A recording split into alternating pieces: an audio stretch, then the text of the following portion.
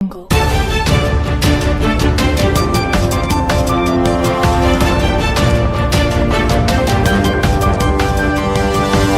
Audio jungle.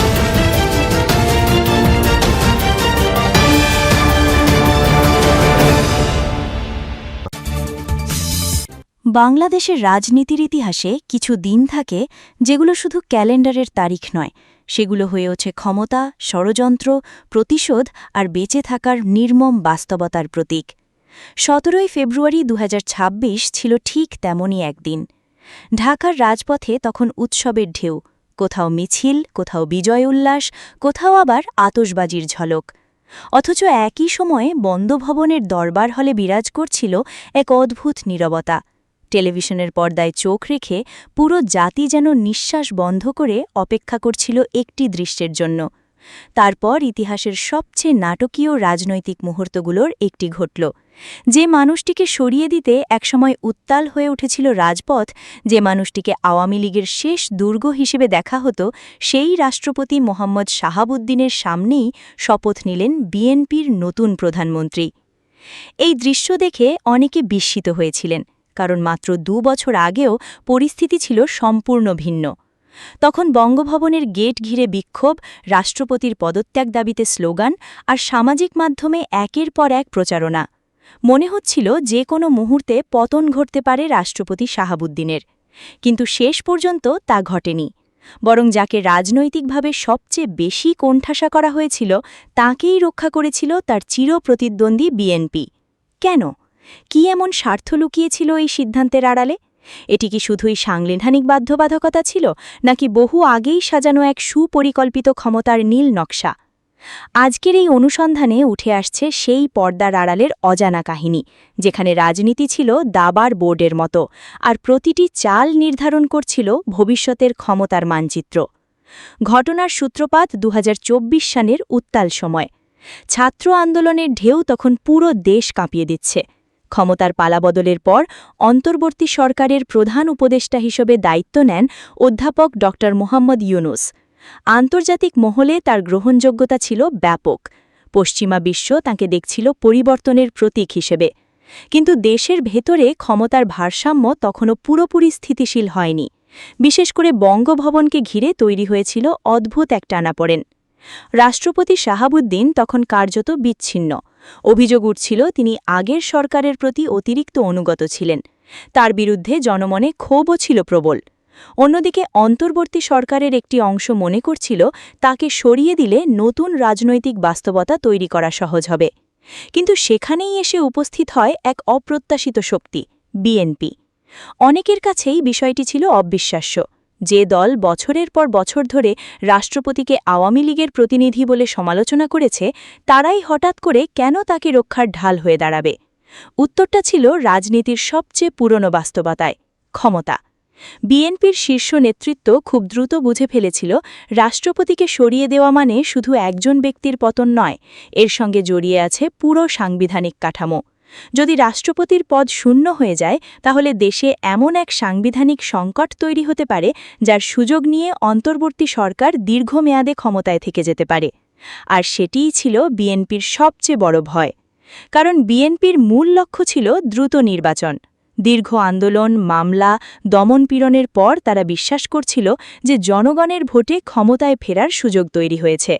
কিন্তু রাষ্ট্রপতির অপসারণের মাধ্যমে যদি নতুন কোনো সাংবিধানিক বা বিপ্লবী কাঠামো দাঁড়িয়ে যায়, তাহলে নির্বাচন অনির্দিষ্টকালের জন্য পিছিয়ে যেতে পারে।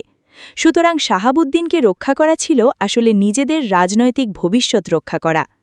এই পরিকল্পনার সবচেয়ে গুরুত্বপূর্ণ অধ্যায়টি তৈরি হয় ২০২৪ সালের অক্টোবর মাসে।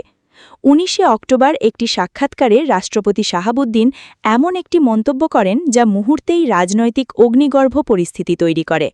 তিনি বলেন, শেখ হাসিনার পদত্যাগের কোনো দালিলিক প্রমাণ তার কাছে নেই। এই বক্তব্য প্রকাশের পর শুরু হয় তীব্র প্রতিক্রিয়া। ছাত্র আন্দোলনের নেতারা ক্ষোভে ভেঁটে পড়েন। সামাজিক মাধ্যমে তাকে মিথ্যাবাদী ও জন আকাঙ্ক্ষার বিরোধী বলে প্রচারণা শুরু হয়।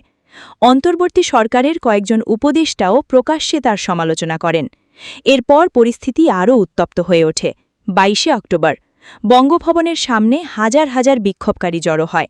গেট ভাঙার চেষ্টা পর্যন্ত হয়েছিল বলে সে সময় গুঞ্জন ছড়ায়। রাষ্ট্রপতির নিরাপত্তা নিয়ে উদ্বেগ তৈরি হয়। রাজপথে তখন একটাই স্লোগান, চুপ্পুর পদত্যাগ চাই। কিন্তু ঠিক সেই সময়েই নীরবে সক্রিয় হয়ে ওঠে বিএনপি। পরের দিন বিএনপির কয়েকজন শীর্ষ নেতা প্রধান উপদেষ্টার সঙ্গে বৈঠকে যান। বৈঠক শেষে তারা স্পষ্ট ভাষায় জানিয়ে দেন, এই মুহূর্তে রাষ্ট্রপতির পদ শূন্য করা হলে দেশ সাংবিধানিক সংকটে পড়বে। তাদের বক্তব্য ছিল অত্যন্ত কৌশলী। তারা সরাসরি রাষ্ট্রপতির পক্ষে কথা বলেননি, বরং রাষ্ট্রের ধারাবাহিকতা রক্ষার কথা বলেছেন। কিন্তু রাজনৈতিক বিশ্লেষকরা তখনই বুঝে ফেলেছিলেন এটি আসলে একটা বড় কৌশলের অংশ। বিএনপির ভেতরে তখন যে হিসেব চলছিল সেটি ছিল আরও গভীর। তারা জানত সংসদ ভেঙে গেছে, রাজনৈতিক প্রতিষ্ঠানগুলো দুর্বল, প্রশাসনের অনেক অংশ অস্থিতিশীল। এই অবস্থায় রাষ্ট্রপতির পদও শূন্য হয়ে গেলে পুরো সাংবিধানিক কাঠামো ঝুঁকির মুখে পড়বে।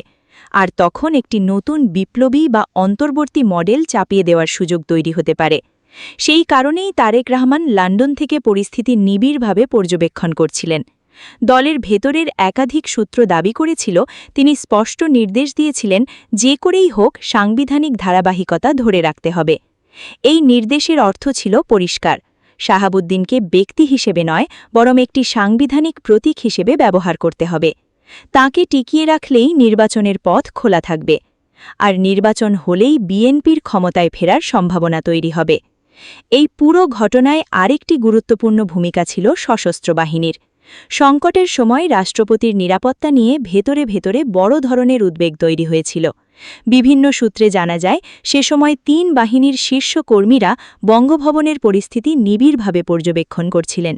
কারণ রাষ্ট্রপতি কেবল রাজনৈতিক পদ নয়, তিনি সশস্ত্র বাহিনীর সর্বাধিনায়কও। তাই বঙ্গভবনের পতন মানে শুধু একটি রাজনৈতিক প্রতিষ্ঠানের পতন নয়, বরং রাষ্ট্রের প্রতীকী কাঠামোর ওপরেও আঘাত হিসেবে দেখা হচ্ছিল। এই বাস্তবতাই শেষ পর্যন্ত রাষ্ট্রপতির অবস্থানকে আরও শক্তিশালী করে। অন্যদিকে অন্তর্বর্তী সরকারের ভেতরে তখন তৈরি হচ্ছিল দ্বন্দ্ব। এক অংশ চাইছিল দ্রুত সংস্কার, আরেক অংশ চাইছিল রাজনৈতিক স্থিতিশীলতা। কিন্তু বিএনপির অবস্থান পুরো সমীকরণ বদলে দেয়। কারণ দেশের বৃহত্তম রাজনৈতিক শক্তি যদি রাষ্ট্রপতি অপসারণের বিরুদ্ধে অবস্থান নেয়, তাহলে সেই সিদ্ধান্ত বাস্তবায়ন করা অত্যন্ত কঠিন। ফলে এক অদ্ভুত সহাবস্থানের জন্ম হয়। রাষ্ট্রপতি ও প্রধান উপদেষ্টা কার্যত আলাদা দুই মেরুতে অবস্থান করছিলেন, কিন্তু রাষ্ট্র পরিচালনার স্বার্থে একই কাঠামোর মধ্যে টিকে থাকতে বাধ্য হন। এই সময় রাজনৈতিক মহলে আরেকটি গুঞ্জন ছড়ায়। বলা হচ্ছিল, ড ইউনূসের আন্তর্জাতিক জনপ্রিয়তা ও সংস্কার এজেন্ডা বিএনপির জন্য এক ধরনের অস্বস্তির কারণ হয়ে উঠছিল। কারণ যদি দীর্ঘমেয়াদী সংস্কার প্রক্রিয়া শুরু হয়, তাহলে নির্বাচন বিলম্বিত হতে পারে। আর বিলম্বিত নির্বাচন মানে বিএনপির রাজনৈতিক মোমেন্টাম নষ্ট হয়ে যাওয়া। সেই কারণেই বিএনপি দ্রুত নির্বাচন প্রশ্নে অড়ির ছিল। তারা বুঝেছিল, জনসমর্থনের ঢেউ যখন তাদের পক্ষে, তখন সময় নষ্ট করা যাবে না। আর সেই লক্ষ্য পূরণের জন্য প্রয়োজন ছিল বর্তমান সাংবিধানিক কাঠামো অক্ষুণ্ণ রাখা। শাহাবুদ্দিন সেখানে হয়ে ওঠেন এক গুরুত্বপূর্ণ দাবার ঘুঁটি। মজার বিষয় হল, পরে রাষ্ট্রপতি নিজেও স্বীকার করেন যে সংকটের সময় বিএনপির ভূমিকা তাকে বিস্মিত করেছিল। তিনি নাকি ব্যক্তিগত আলাপ আলোচনায় বলেছিলেন, তারেক রহমান সম্পর্কে তার আগের ধারণা বদলে গেছে, কারণ তিনি ভাবেননি এত রাজনৈতিক বৈরিতার পরেও বিএনপি তাকে রক্ষায় এগিয়ে আসবে। কিন্তু বাস্তবে এটি কোনো আবেগের গল্প ছিল না, এটি ছিল ক্ষমতার রাজনীতি। তারেক রহমান খুব ঠান্ডা মাথায় হিসেব করেছিলেন, যদি রাষ্ট্রপতিকে সরানো হয় তাহলে পুরো রাজনৈতিক প্রক্রিয়া অনিশ্চিত হয়ে পড়বে। কিন্তু তাকে টিকিয়ে রাখা গেলে সাংবিধানিক ধারাবাহিকতার যুক্তি ব্যবহার করে দ্রুত নির্বাচনের চাপ তৈরি করা সম্ভব হবে। পরবর্তী ঘটনা প্রবাহ প্রমাণ করে সেই হিসেব ভুল ছিল না। 2025-এর মাঝামাঝি থেকেই নির্বাচনের দাবি বাড়তে থাকে। আন্তর্জাতিক মহলেও নির্বাচনের প্রশ্ন গুরুত্ব পেতে শুরু করে। অবশেষে রাজনৈতিক সমঝোতার মাধ্যমে নির্বাচনের রোডম্যাপ ঘোষণা করা হয়।